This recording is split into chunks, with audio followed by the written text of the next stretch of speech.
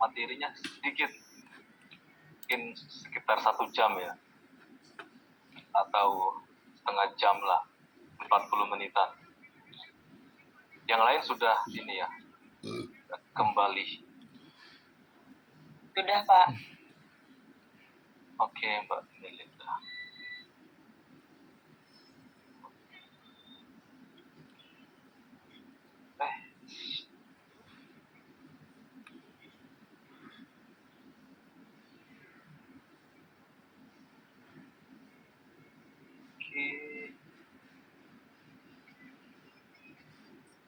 Oh, hostnya siapa? Mbak Patricia ya? Ya tadi terlempar mungkin ya. Bisa Mbak Patricia ada ya? Siap, Pak. Sebentar, Pak. Oh, oke. Saya tadi terlempar dari Zoom-nya mungkin.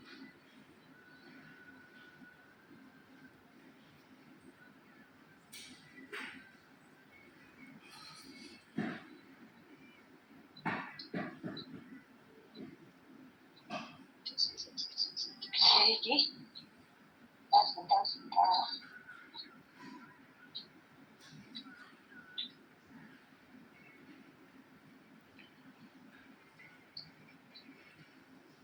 Oh, gitu.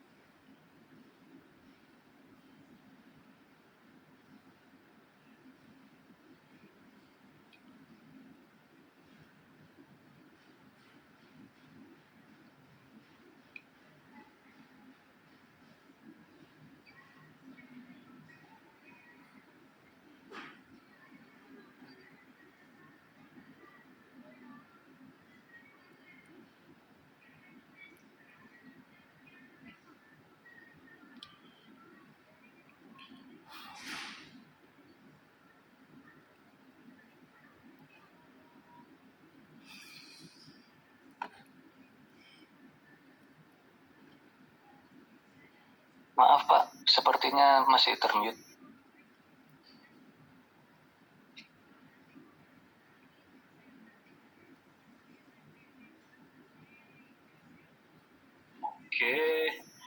Oke, saya ulangi ya teman-teman sekalian.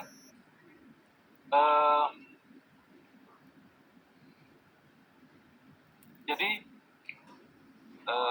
teman-teman sekalian, Bapak Ibu sekalian, topik yang akan kita bicarakan pada kesempatan kali ini sifatnya normatif ya. Bagaimana menilai kebijakan publik yang baik dan yang buruk. Nah, pada pertemuan sebelumnya kita sudah banyak berbicara tentang dua ruang lingkup dari studi kebijakan publik ya, nanti dalam kaitannya dengan kuliah ini ya, kebijakan publik dan teknologi informasi. Jadi dua konsep atau dua ruang lingkup kajian besar dari ilmu kebijakan publik, teman-teman sudah sering mendengarkan, yaitu studi of policy dan studi for. Kalau studi of ini kan lebih terkait dengan kajian-kajian empiris studi kebijakan publik. Umumnya kajian-kajian tesis yang teman-teman tulis ataupun dalam level S1 itu skripsi, dan juga jurnal-jurnal ilmiah masuk dalam lingkup atau kategori ini ya, study of public policy. Dan teori-teori yang umum digunakan terutama yang banyak teman-teman pelajari masuk dalam kategori teori public policy making ataupun policy process. Jadi hampir semua teori tentang kebijakan publik yang ada dalam referensi dengan judul besar kebijakan publik itu teori-teorinya mulai dari advokasi koalisi, multiple stream framework ataupun jejaring, teori bounded rationality, teori incremental itu masuk dalam kategori yang pertama ini ya. Jadi hampir semua teori itu teman-teman sekalian nanti kita kaitkan dengan topik yang kita bicarakan malam ini ya. Jadi hampir semua topik itu berbicara tentang kenapa satu kebijakan publik muncul, berubah atau resisten untuk berubah. Jadi yang akan dilihat kan seperti yang kita sudah bicarakan pada minggu sebelumnya, di situ teman-teman fokus mulai dari melihat aktor sampai dengan kekuatan-kekuatan struktural yang nantinya akan mempengaruhi pilihan-pilihan dari aktor itu. Kemudian ada studi implementasi, dan yang terakhir ini isu atau fokus yang menjadi perhatiannya yaitu kenapa satu kebijakan itu gagal ataupun berhasil dalam advokasinya. Jadi ini terutama jika teman-teman lihat referensi terkait studi-studi kenapa satu kebijakan itu praktek advokasi untuk meloloskan satu kebijakan gagal atau berhasil, itu masuk dalam teori-teori gerakan sosial yang umum mungkin sekarang yang lagi banyak di media-media terkait dengan advokasi yang dilakukan oleh Greenpeace ya. Bagaimana mereka kemudian mampu menarik perhatian pemerintah dan juga bahkan masyarakat Indonesia dan dunia ya terkait dengan aktivitas tambang di Raja Ampat, sampai pemerintah kemudian mencabut 4 izin usaha perusahaan tambang yang beroperasi di sana ini, terutama terkait dengan teori-teori gerakan sosial. Sebenarnya teman-teman di kebijakan publik bisa mengkaji hal tersebut. Kenapa kemudian praktik advokasi yang dilakukan Greenpeace ini bisa berhasil? Nah, apa yang kemudian menyebabkan itu bisa berhasil, strateginya mungkin, atau mungkin teman-teman bisa mengkaji juga kenapa banyak praktik advokasi terkait pertambangan ataupun praktek advokasi lingkungan lain itu gagal dan tidak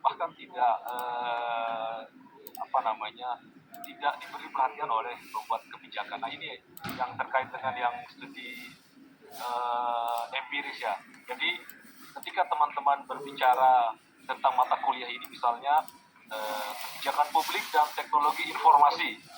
Jadi dalam konteks empiris ini teman-teman fokus melihat bagaimana aspek teknologi informasi mempengaruhi mulai dari lahirnya kebijakan publik, mulai yang lain pelaksanaan atau implementasi kebijakan publik, sampai dengan mempengaruhi praktek-praktek advokasi, bagaimana teknologi informasi dimanfaatkan dalam praktek-praktek tersebut. Nah, yang paling dekat dengan mata kuliah ini sebenarnya kalau teman-teman perhatikan, jadi kuliah kebijakan publik dan teknologi informasi ini dalam banyak referensi masuk dalam kategori yang implementasi ya. Jadi penggunaan teknologi informasi itu lebih banyak menjadi bagian dari instrumen kebijakan. Jadi ini kata kuncinya instrumen kebijakan ya, bukan ide kebijakannya, tetapi instrumen untuk menyelesaikan masalah publik atau memberikan manfaat yang yang baiklah kepada publik. Jadi instrumennya melalui teknologi informasi. Begitupun dengan studi tentang pembuatan kebijakan publik. Jadi kenapa misalnya satu kebijakan publik lahir dalam kaitannya dengan teknologi informasi, mungkin saja ide-ide kalau dalam konteks teori ide. Jadi teman-teman di sini mudah-mudahan sudah familiar ya teori ide ya. Jadi idea matter. Jadi ada teori ide. Jadi kebijakan publik misalnya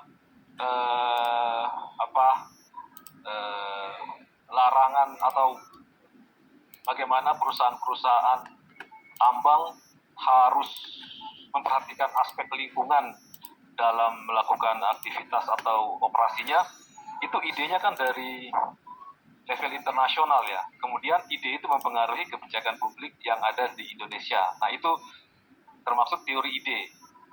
Jadi kalau dalam konteks teori-teori kebijakan publik kan banyak ya. Ada teori elit yang mempengaruhi, ada teori pluralis yang itu paling umum dan banyak digunakan dalam teori-teori kebijakan publik, mulai advokasi koalisi dan teori jejaring, teori multiple stream itu masuk dalam kategori teori pluralis. Sebenarnya ada banyak kategori lain ya, termasuk misalnya bagi teman-teman di sini kan banyak yang dari ekonomi juga ya. Jadi itu teori Marxis, bagaimana kebijakan publik itu muncul dari perspektif teori Marx. Ini nanti terkait dengan kuliah ini seperti saya katakan tadi, lebih banyak masuk penggunaan teknologi informasi itu lebih banyak kalau dalam konteks ideal ya, bagaimana kemudian pelaksanaan kebijakan publik yang yang sesuai dengan atau yang lagi tren saat ini kan bagaimana kebijakan itu memasukkan teknologi informasi dalam pelaksanaannya. Balik dah. Jadi bicara tentang balik. Pelaksanaan implementasi kebijakan itu ada dua sebenarnya, teman-teman sekalian. Jadi tata kelola. Jadi setelah kebijakan muncul, ide kebijakan ide kebijakan untuk kebaikan publik ataupun untuk menyelesaikan masalah publik. Tahapan selanjutnya kan bagaimana kebijakan itu dikelola. Dalam perumusan tata kelola itu selalu ada instrumen-instrumen yang dihasilkan sehingga harapannya kebijakan itu bisa mencapai tujuan dari rencana awal dirumuskan. Jadi teknologi informasi lebih umum digunakan dalam instrumen kebijakan, bukan ide kebijakannya sendiri, tapi instrumen untuk menyelesaikan masalah publik atau instrumen untuk mencapai memberikan manfaat yang lebih kepada publik. Gitu ya. Nah ini kemarin kita lewati ya, yang studi 4 ini yang sifatnya normatif. Nah ini nanti harusnya kemarin ini ya, dalam konteks mata kuliah ini misalnya analisis kebijakan publik, bagaimana kemudian mulai dah. yang analisis sudah ya, Mulai. Dr. Rahmat, Aku ya mulai. analisis kebijakan sudah dapatkah kuliahnya atau sudah ada. oh oke. Jadi teman-teman kan sudah diajarkan ya bagaimana urutan atau tahap-tahap ideal dalam menghasilkan kebijakan publik yang baik. Kalau dalam bertanya-tanya analisis kebijakan, mulai dari perumusan masalah, kemudian mencari alternatif solusi, menilai tiap-tiap alternatif solusi dan memutuskan alternatif terbaik, kan seperti itu kan. Dari urutan-urutannya setidaknya ada 4 itu ya. Mencari inti masalah. Inti masalah dari satu isu, kemudian merumuskan alternatif solusi terkait dengan inti masalah itu, kemudian menilai untung dari setiap alternatif itu dan memutuskan terbaik. Jadi dalam tiap tahap itu teman-teman sekalian, mulai dari perumusan masalah, mudah-mudahan sudah diberikan juga ya tahap. Jadi ada banyak teknik, metode dalam perumusan masalah. Mulai dari mapping analisis, apalagi yang lain ya.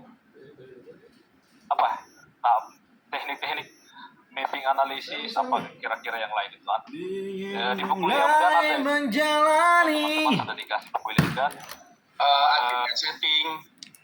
Oh, bukan. Bukan itu ya, Pak? Decision Bukan, making. teknik. Bukan. Teknik atau metode ideal merumuskan atau mencari inti masalah.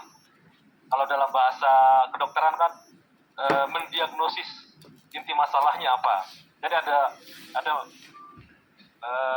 coba nanti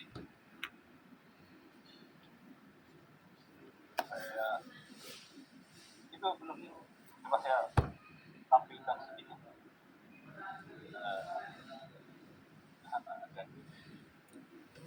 Jadi sebenarnya mata kuliah ini yang diterapkan.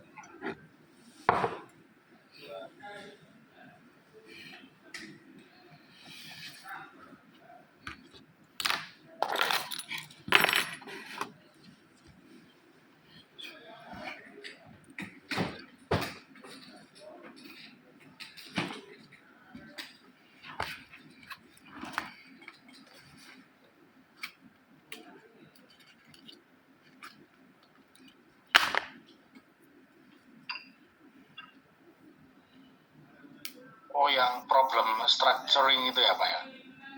Problem structuring, tapi ada banyak. Forecasting. Bukan. Nanti forecastingnya tuh ada.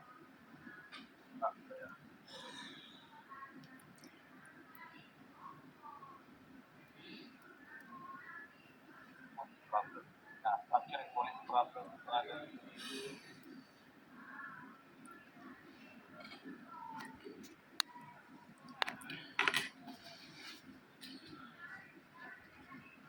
Ini.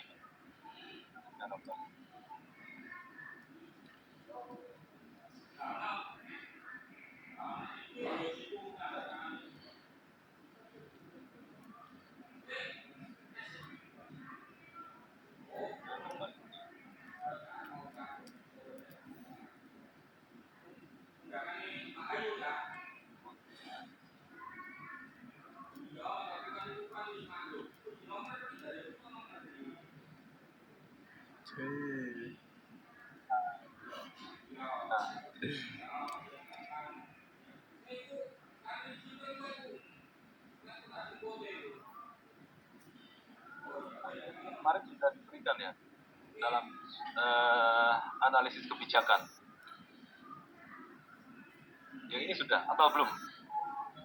Mulai dari analisis batas, analisis klasifikasi, hierarki analisis. Ini metode untuk mencari inti masalah.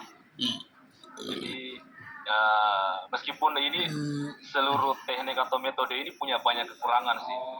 Jadi ada brainstorming, ada multiple perspective analysis, assumption analysis, mapping argument. Ini sudah ya.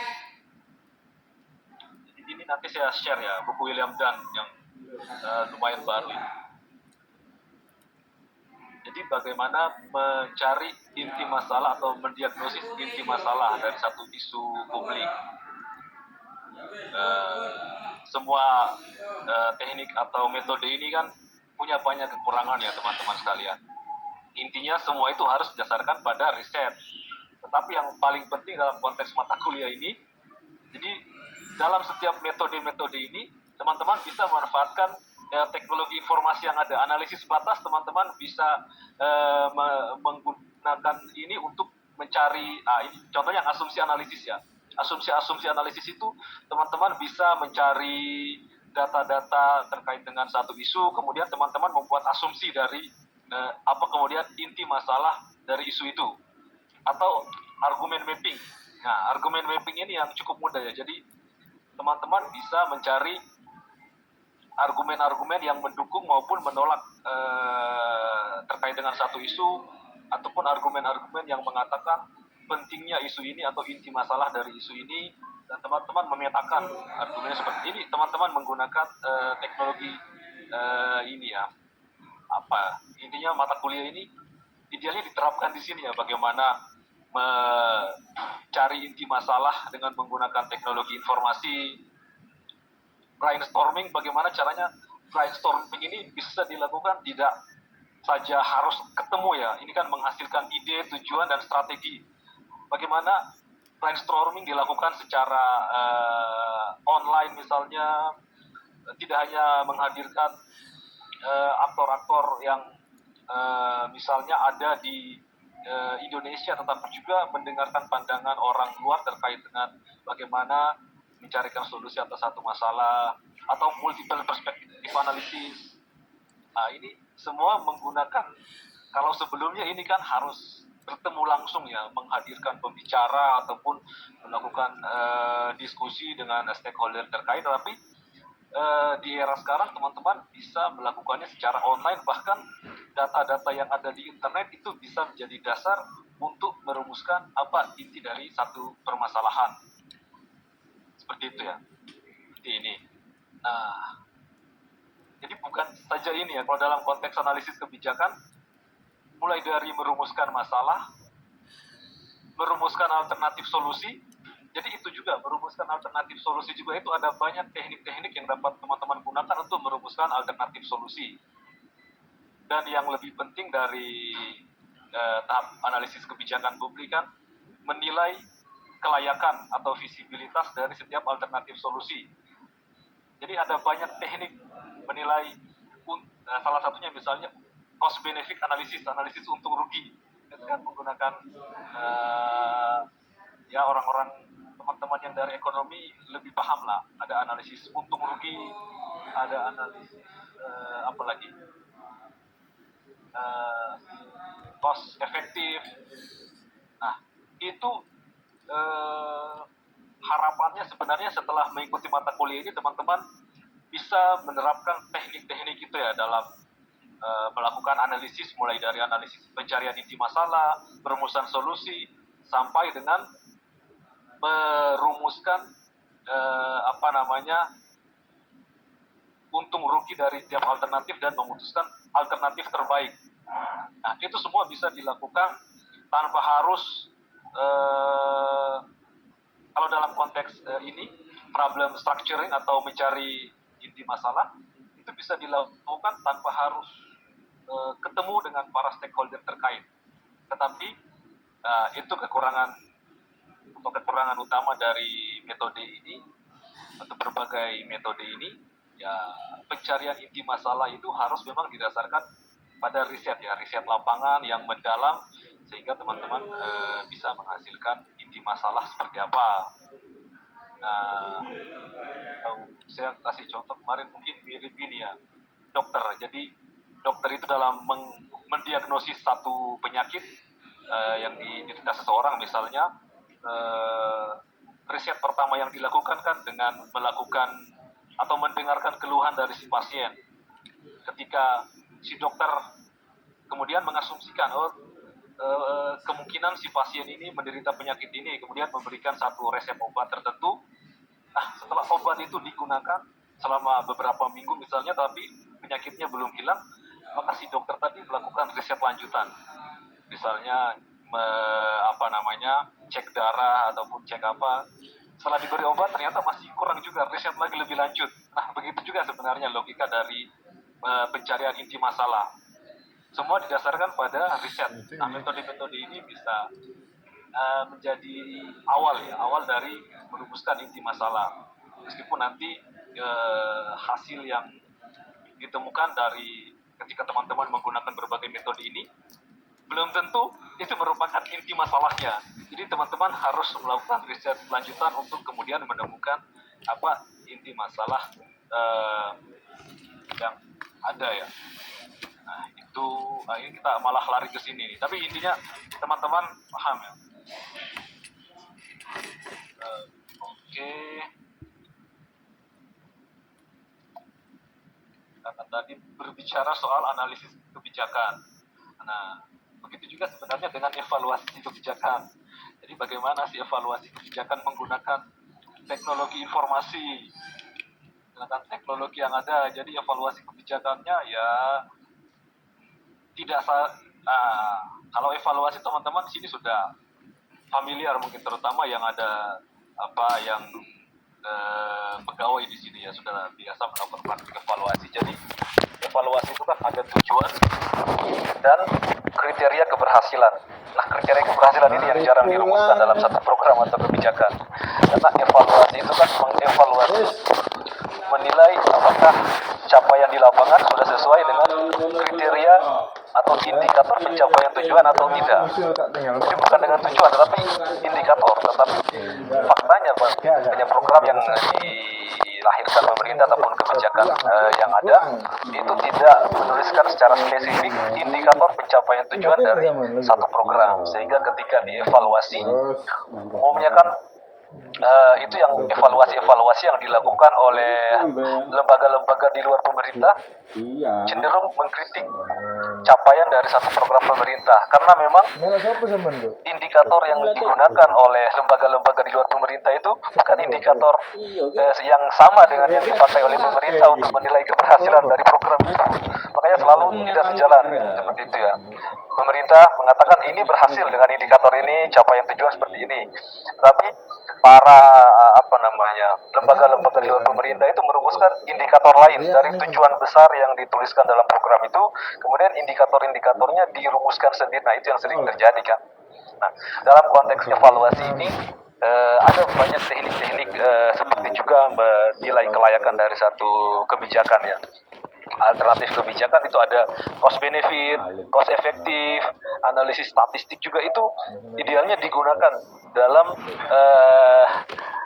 proses evaluasi kebijakan. Jadi penggunaan IT dalam melakukan evaluasi kebijakan publik. Jadi memanfaatkan big data, meskipun dalam konteks evaluasi agak jauh ya, karena ini sifatnya kontekstual ya, tetapi bagaimana memanfaatkan data-data yang ada dan memanfaatkan aplikasi ataupun teknologi-teknologi yang ada untuk melakukan evaluasi kebijakan. Nah, ini yang normatif ya teman-teman sekalian. Nah, begitu juga dengan advokasi. Jadi advokasi kebijakan seperti yang dilakukan oleh Greenpeace. Jadi strategi yang digunakan itu menggunakan teknologi informasi. Kemarin kan salah satu strategi itu membuat hashtag itu ya, apa kemarin, selamatkan Raja Ampat ya. Nah, itu strategi informasinya itu viral ya.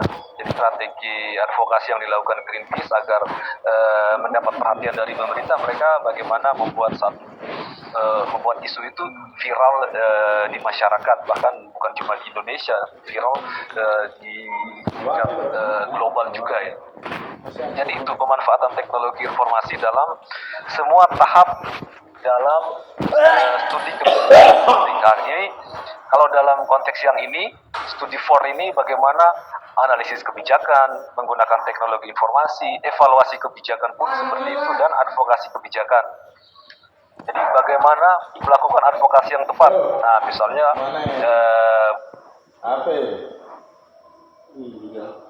ya, kalau bejo nek bingung sebelum kemarin. Ya tinggalan wes. Tak nih. Nah, ini dia.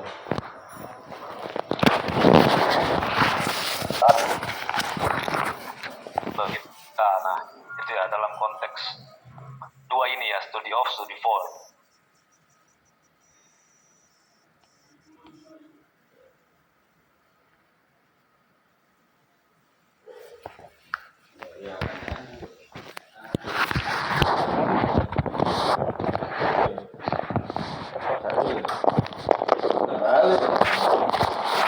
Dan buruk itu seperti apa?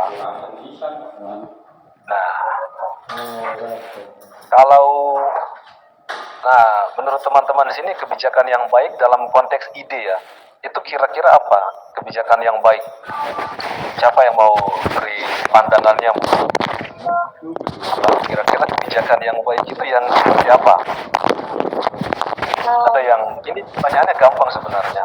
Mungkin saya sedikit berbagi pendapat Mas Adam. Kalau dulu saya belajar ilmu politik, dulu itu seringkali ditekankan oleh Prof. Ramlan bahwa kebijakan itu kan sebagai hasil dari proses politik, di mana proses politik itu sebagai sebuah upaya untuk mencapai suatu kebaikan bersama, begitu.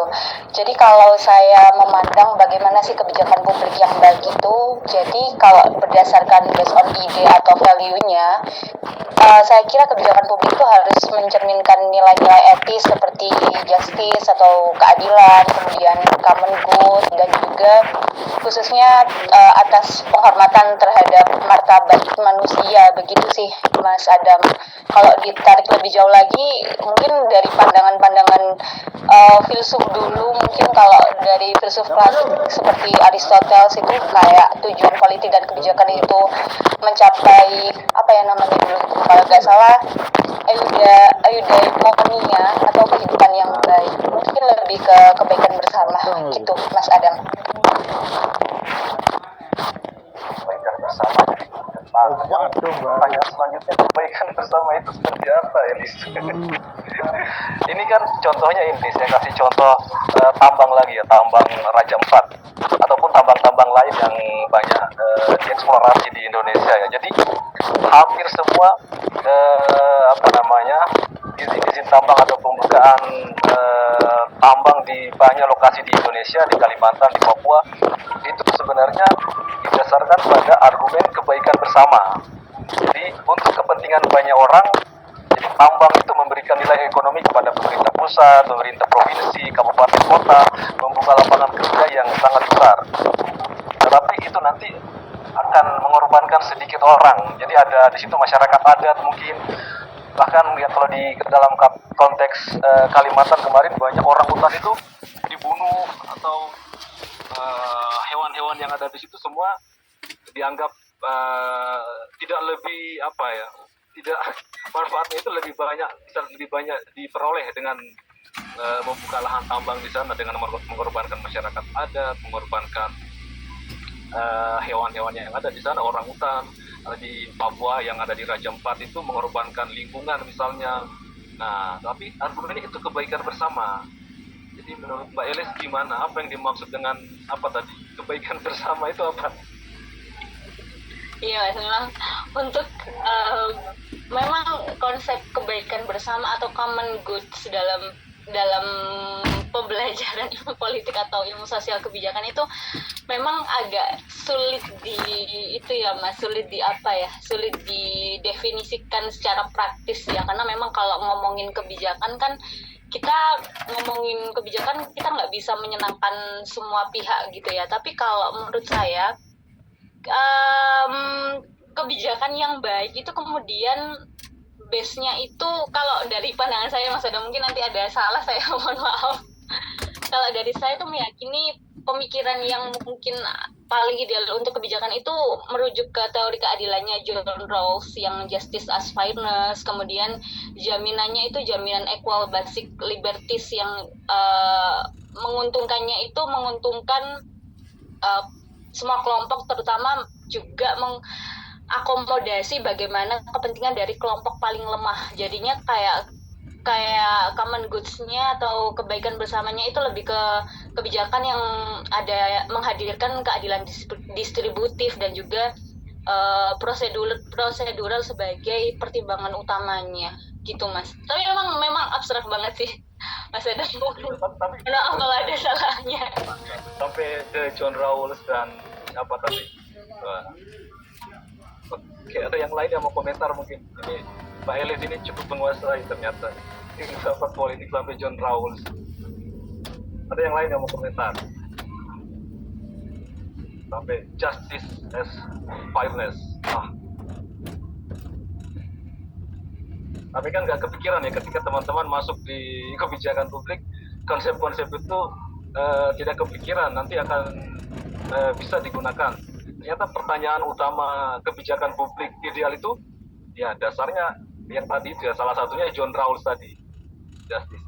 Kalau John Rawls lebih ke ini sih, liberalisme kan. Nah, liberalisme, equality, justice as fairness itu lebih ke civil and political liberty, kebebasan sipil dan politik yang paling tinggi dari semuanya.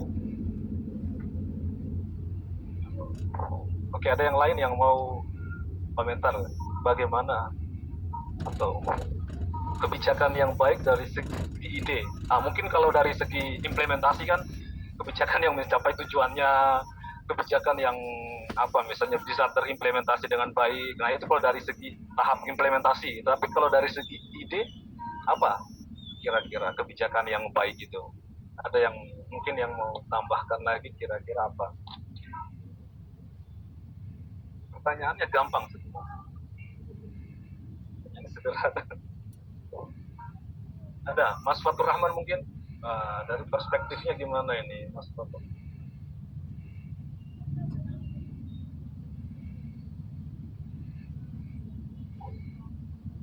Atau kebijakan yang menggunakan IT mungkin yang bagus. Nah, masih mute Mas. Oh iya, jadi mungkin itu sih Pak Dram. Mungkin kalau menurut pemahaman saya sederhananya mungkin bisa dipahami yang bisa menyelesaikan masalah di masyarakat sih. Kan kebijakan publik kan bentuk intervensi pemerintah atas masalah kolektif di masyarakat sih. Itu. Apalagi terkait dengan kalau Pak Adam tadi nyinggung soal rasa apat ya. Mungkin kalau kebijakan publik itu kan maksudnya dalam rumpun ilmu sosial, tapi saya yakin karena sifatnya multidisipliner, contoh misalnya kalau dikaitkan dengan rasa apat itu kan bisa dihitung sih Pak. Jadi kalkulasi keuntungan ekonomi dengan kerugian lingkungan itu kan bisa dihitung secara kuantifikasi kan. Itu kan kira-kira menguntungkan nggak ya kalau dibanding dengan ruginya kita dengan tambang yang kemudian dengan dalih kebersamaan yang tadi disampaikan oleh Pak Adam, namun banyak hal yang kemudian kita korbankan.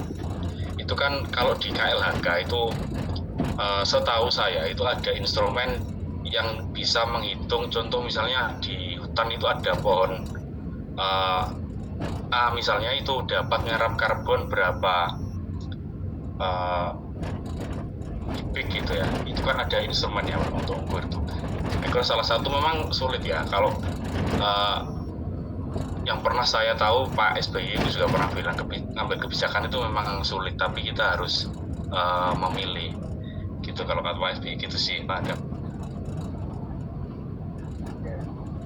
Dalam konteks kota, sebenarnya di kota pun banyak yang terjadi seperti itu ya, mengorbankan sedikit orang demi kepentingan banyak orang. Bangun tol misalnya, ataupun kalau di kota apa contohnya ya, tempat wisata atau mungkin apa kalau di kota ya, banyak ya contohnya sebenarnya di kota itu. Pedagang kaki lima misalnya yang harus, karena mereka jualan di bahu jalan, nah itu menyebabkan kemacetan. Ada banyak contoh-contohnya. Jadi mengorbankan sedikit orang dan kepentingan banyak orang. Itu selalu argumen yang paling umum digunakan oleh pemerintah Indonesia. Itu kan hampir semua argumennya itu kepentingan banyak orang dan mengorbankan kepentingan sedikit orang. Nah, kemudian kepentingan sedikit orang inilah yang diperjuangkan oleh lembaga-lembaga yang non pemerintah itu, NGO ataupun yang lain. Kalau nggak ada standar misalnya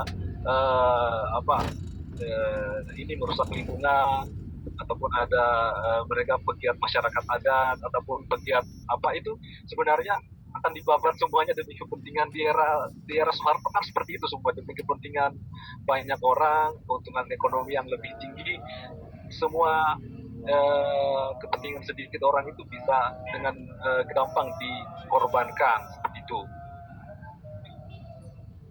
Ya. Tapi sekarang karena banyak lembaga-lembaga yang menyuarakan kepentingan sedikit orang, kaum difabel misalnya, atau kelompok-kelompok minoritas lain, itu kan banyak lembaga-lembaga yang kemudian menyuarakan kepentingan mereka. Bahkan ada di tingkat internasional pun hampir semua ide tentang keadilan atau HAM itu selalu memasukkan kelompok-kelompok minoritas untuk diperhatikan oleh pemerintah ketika membuat satu kebijakan publik. Saya sampai mana tadi? Oke.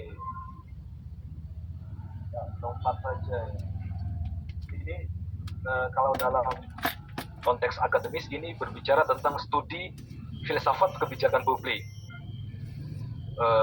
Kalau dalam banyak referensi teman-teman bisa lihat pemikiran politik atau filsafat politik, atau bahkan di ilmu politik itu disebut dengan teori politik.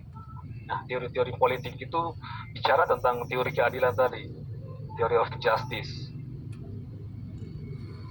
Itu sebenarnya berbicara tentang kebijakan publik ideal itu seperti apa? Apakah mengorbankan sedikit orang demi kepentingan banyak orang? Nah, kita lompat saja ya, karena mohon izin ya, nanti 6:30 kita bisa selesai ya teman-teman sekalian.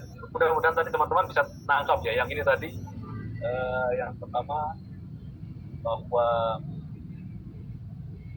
ada lagi batu para dosen-dosen mau rapat batu. Nah ini dalam setiap tahap analisis, evaluasi, advokasi itu manfaatkan teknologi informasi. Dan yang saya berikan tadi saya kirim ke Elis ya, yang analisis kebijakan tadi, metode. Jadi kan di buku William James itu ada banyak metode ya, mulai dari metode pencarian masalah atau problem structuring, merumuskan alternatif solusi, sampai menilai alternatif solusi. Jadi berbagai teknik itu semua mendorong teman-teman untuk menggunakan teknologi informasi. Di mana? Jika masa pertemuan ya. Satu pertemuan lagi mana cara?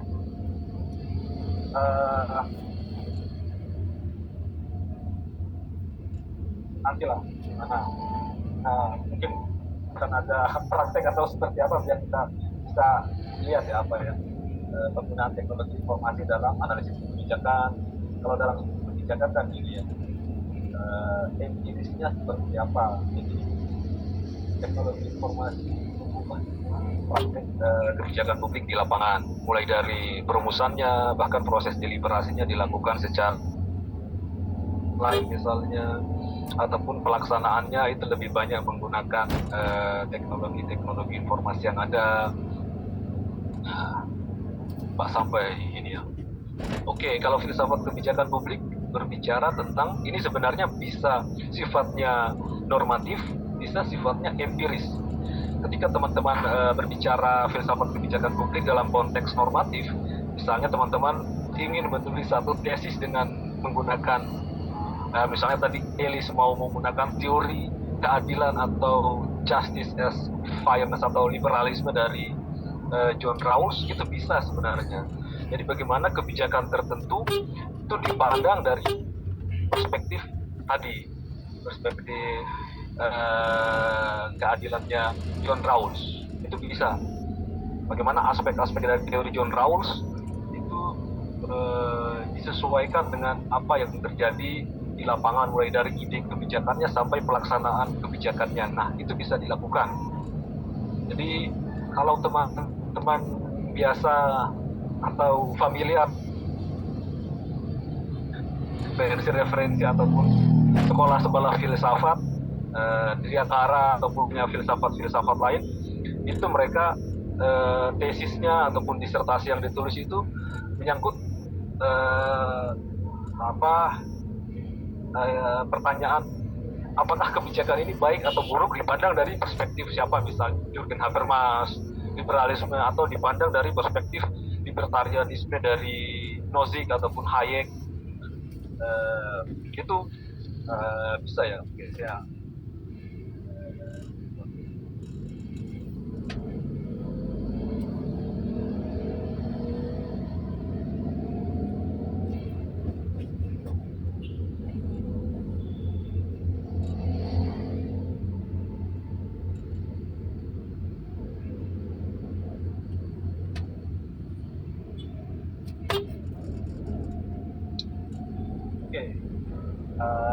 Itu tadi ya teman-teman sekalian. Jadi filsafat kebijakan publik, jadi argumen filosofi kebijakan publik yang baik seperti apa? Apakah satu kebijakan itu dipandang dari perspektif Marx misalnya, kalau teman-teman menggunakan filsafat Marxisme, apakah satu kebijakan itu baik atau buruk, ataupun mungkin teman-teman ingin menggunakan pendekatan yang feminis, melihat apakah kebijakan itu baik atau buruk dipandang dari perspektif feminis. Nah, itu teman-teman bisa lihat ya. Itu dalam konteks ide. Nah, nanti ini belum berkaitan dengan teknologi informasi nih yang di sini ya. Jadi teknologi informasi itu dimasukkan dalam konteks implementasinya. Jadi bagaimana kebijakan publik yang baik dan buruk, apakah harus menggunakan teknologi informasi? Nah, itu pertanyaannya ketika teman-teman berbicara tentang teknologi informasi. Tetapi kalau dalam konteks idenya, sebenarnya penggunaan teknologi informasi itu tidak terlalu bukan yang utama ya. Justru yang utama ide tentang keadilan itu, bagaimana menempatkan nilai publik dalam satu kebijakan. Ini kajiannya filsafat kebijakan. Mungkin teman-teman Elis mungkin mau penelitian bagaimana kebijakan ini dilihat dari perspektif feminis atau multikulturalisme atau mungkin ekologisme itu kalau di ilmu filsafat mereka green politics ya. Jadi bagaimana kebijakan pertambangan di kota X dipandang dari perspektif green politik. Nah, baik atau buruk? Nah, itu pertanyaan filosofisnya. Tetapi kalau dalam konteks normatif, teman-teman ketika merumuskan bagaimana kebijakan yang baik, teman-teman juga bisa menggunakan satu perspektif itu ya. Jadi memberikan argumen kepada pemerintah bahwa kebijakan ini baik, kebijakan ini buruk. Nah, ini masih terkait jawabannya Mas Fatur Rahman tadi. Nah, ini kebijakan menurut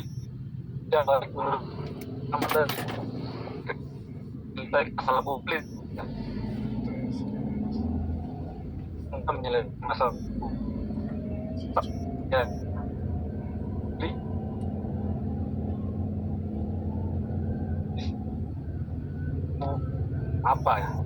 kemiskinan di kota X misalnya. Nah, kemiskinan itu ketika diidentifikasi inti masalahnya bisa macam-macam ya. Jadi tergantung perspektif. Jadi kalau menggunakan yang tadi teknik merumuskan masalah atau mungkin ketika riset di lapangan, apa penyebab kemiskinan? Jadi tergantung perspektifnya. Apakah penyebab kemiskinan karena masyarakatnya malas, atau mungkin karena birokrasinya korup, atau mungkin karena di situ budaya masyarakatnya tadi malas ya, atau mungkin karena tidak ada sumber daya di kota itu, atau mungkin yang lain. Jadi itu menentukan ya. Sebenarnya sejak menentukan atau mencari inti masalah itu, perspektif filosofis itu selalu melekat dalam diri seorang analis kebijakan ya. Jadi mau memutuskan yang mana inti masalah kemacetan di kota Surabaya misalnya, apakah karena jalannya kurang lebar atau mungkin karena anggarannya terlalu banyak. Nah, itu menentukan jadi itu dipengaruhi oleh pandangan-pandangan filosofis teman-teman yang teman-teman pilih ya. Menyelesaikan masalah publik. Nah, bantuan sosial itu menyelesaikan masalah kemiskinan tidak. Jadi menurut banyak orang sebenarnya tidak menyelesaikan, atau mungkin intinya itu tergantung perspektifnya ya, apakah atau menyelesaikan. Nanti coba saya pikirkan lagi ya teman. Ini yang normatif ya. Jadi ini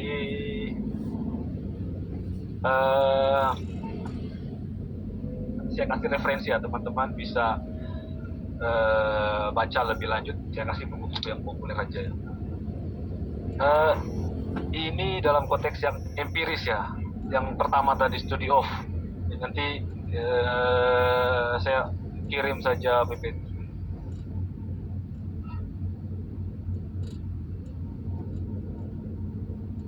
Nah, ini yang lain juga ya. Jadi teman-teman harus selalu dalam melihat satu kebijakan publik selalu bertanya tentang siapa aktor yang diuntungkan dan dirugikan dari satu kebijakan. Ini sebenarnya sudah selalu teman-teman lakukan ya ketika melihat satu kebijakan publik, menganalisis, melakukan pembacaan atas satu kebijakan, ini selalu dilakukan. Tetapi teman-teman mungkin bisa lebih sensitif lagi ya. Jadi ketika teman-teman tahu tentang pemikiran-pemikiran politik, nah, ini dengan gampang teman-teman temukan siapa yang dirugikan. Misalnya yang dirugikan itu kebebasan sipil kalau dalam konteks John Rawls tadi ya, civil liberty, civil political liberty. Jadi yang dirugikan ini kebebasan sipil. Demonstrasi ini membatasi kebebasan sipil. Apalagi misalnya kalau dalam konteks libertarianisme yang dirugikan ini pengusaha, karena kalau libertarianisme kan prinsipnya pasar bebas ya. Mereka mendukung kebebasan, sama halnya dengan liberalisme John Rawls, mendukung kebebasan, freedom, liberty. Tetapi yang atau nilai utama yang ditekankan oleh pandangan libertarianisme, bedanya nanti ini saya kasih referensi saja ya. Jadi libertarianisme dan liberalisme.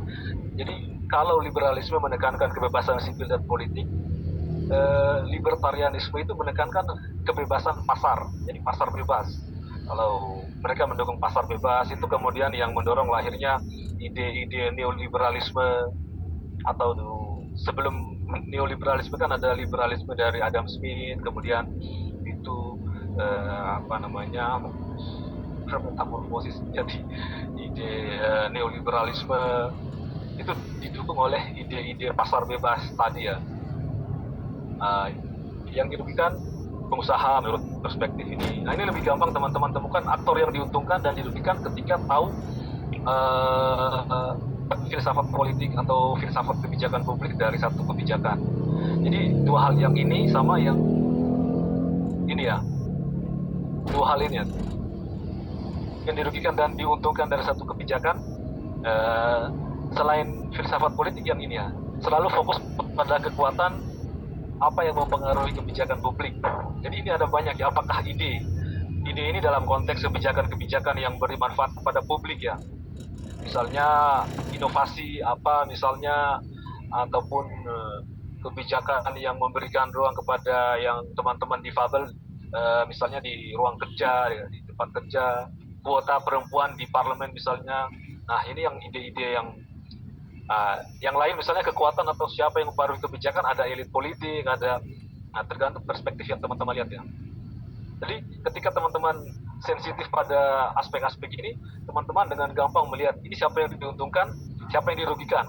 Kemudian cara kerjanya kebijakan. Nah, ini kalau cara kerja ini mungkin sudah saya sampaikan juga ya di kelas ini. Teman-teman bisa lihat laporan-laporan Tempo misalnya, atau laporan-laporan podcast lain yang banyak sekarang di YouTube itu ya. Jadi kajian tentang satu kebijakan, relasi antara pengusaha dan pemerintah dalam tambang, ini tuh masuk dalam cara kerjanya. Jadi dalam konteks kebijakan publik itu dua hal ini yang utama ya. Kekuatannya siapa?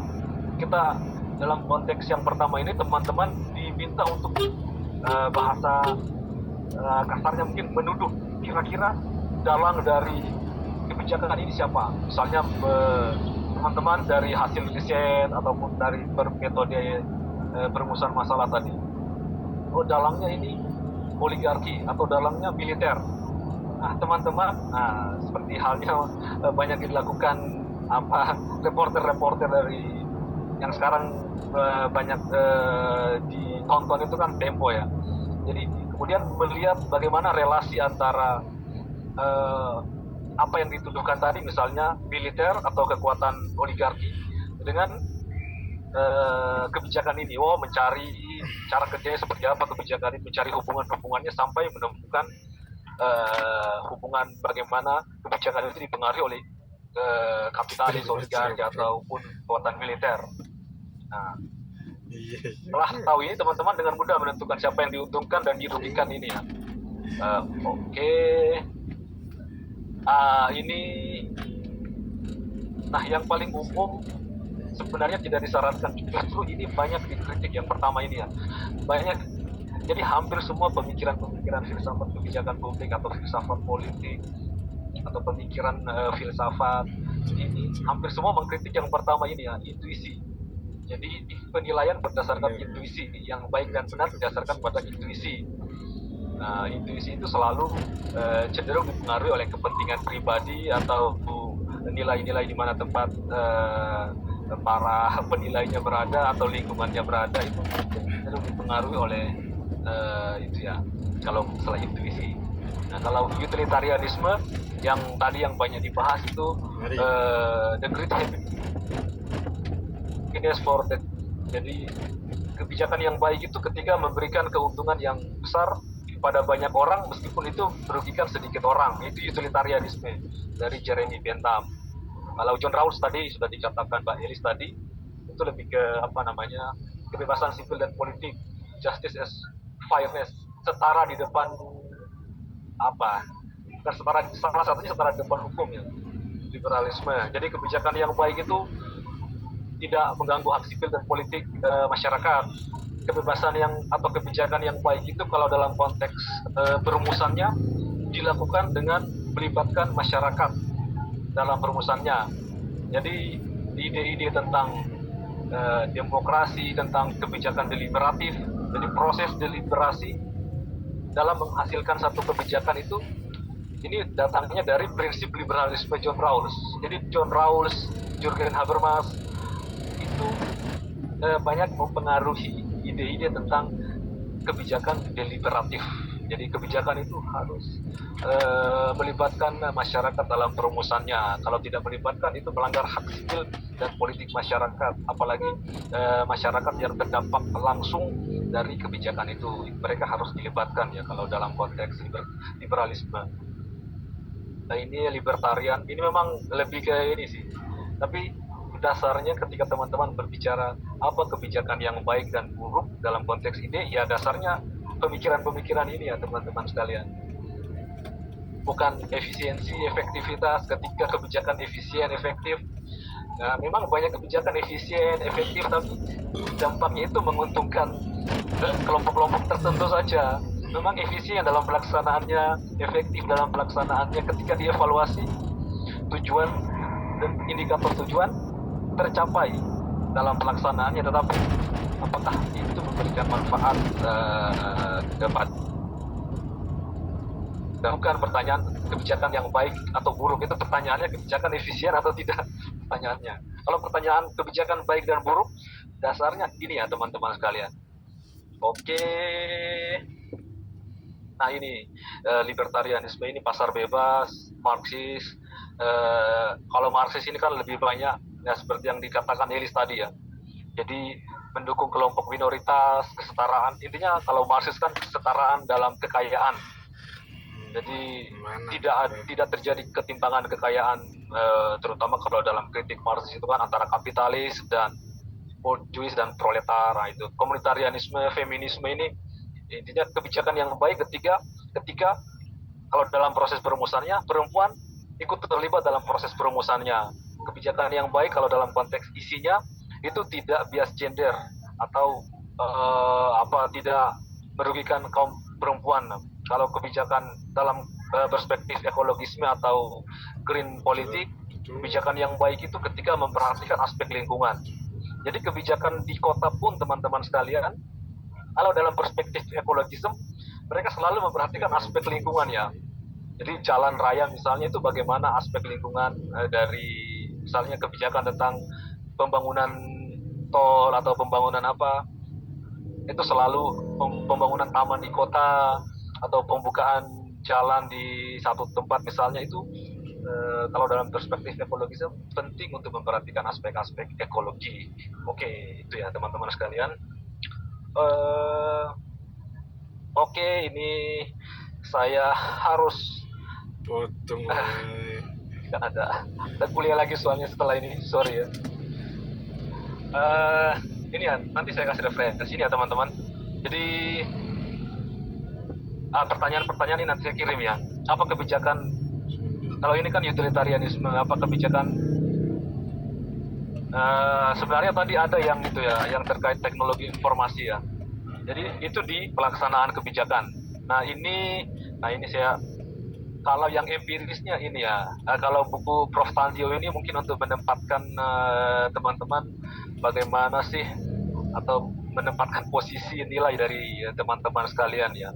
Jadi bagaimana hubungan antara, kalau dalam konteks kebijakan publik kan hukum ini bisa diganti dengan buku yang merah ini ya, kebijakan publik dalam masyarakat, bagaimana rela hubungan antara kebijakan dengan masyarakat, terutama masyarakat yang apa ini ya, masyarakat awam lah kalau dalam bahasa Prof. Tandio. Jadi dua ini ya. Oke, untuk keperluan kuliah ini teman-teman, kalau misalnya ingin tertarik dengan teknologi informasi IT dalam kebijakan publik, kalau saya dasarnya ini dulu sih, memahami ini ya. Jadi dua buku ini ya, kalau teman-teman S2 itu kan dosen lebih banyak memfasilitasi ya teman-teman. Jadi ini ya, bisa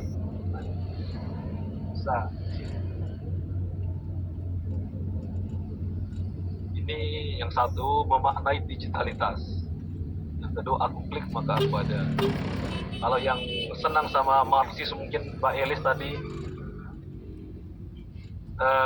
itu ada The Age of Surveillance Capitalism atau Nexus Yuval Noah Harari, ada banyak. Cuma yang berbahasa Indonesia yang lumayan bagus ini ya, terkait dengan teknologi informasi, era teknologi digital. Itu mungkin ya. Oke. Itu mungkin teman-teman sekalian dari saya yang bisa saya berikan pada kesempatan kali ini.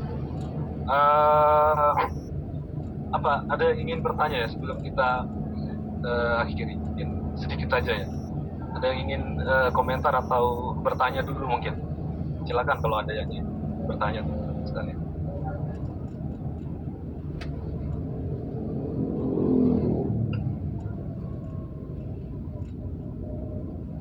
Gimana? Cukup ya?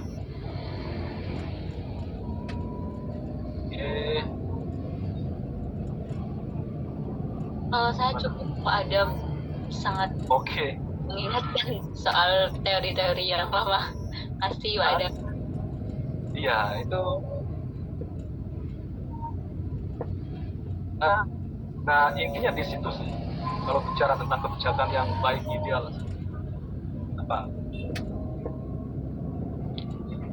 Oke. Kalau teknologi informasi itu biasanya di pelaksanaan instrumen kebijakannya. Jadi idenya sudah bermanfaat. Ya. Bagaimana tata kelolanya sampai instrumennya. Nah, dalam lingkup tata kelola dari instrumen itu masuklah pemanfaatan teknologi informasi. Sebenarnya tadi kan analisisnya menggunakan teknologi informasi dan pelaksanaannya itu yang sekarang kan banyak menggunakan teknologi. Kemudian di sini kan sudah belajar tentang instrumen kebijakan. Ada instrumen informasi, instrumen regulasi, instrumen paksaan, instrumen yang soft. Nah,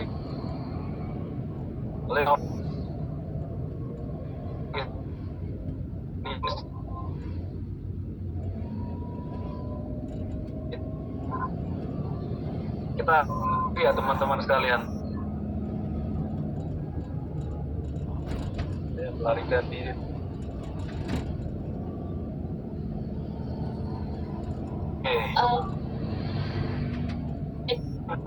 Intinya kami minta.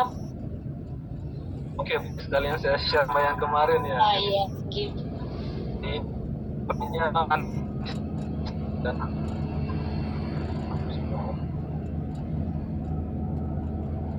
nanti saya isi. Oke, itu mungkin yang pada kesempatan ini teman-teman, Bapak Ibu sekalian, mohon maaf ya atas segala kekurangannya. Ini juga kuliahnya cuma 1 jam ya. Nanti saya share harapannya sih teman-teman bisa baca referensi-referensi tadi ya, kalau ingin memperdalam bagaimana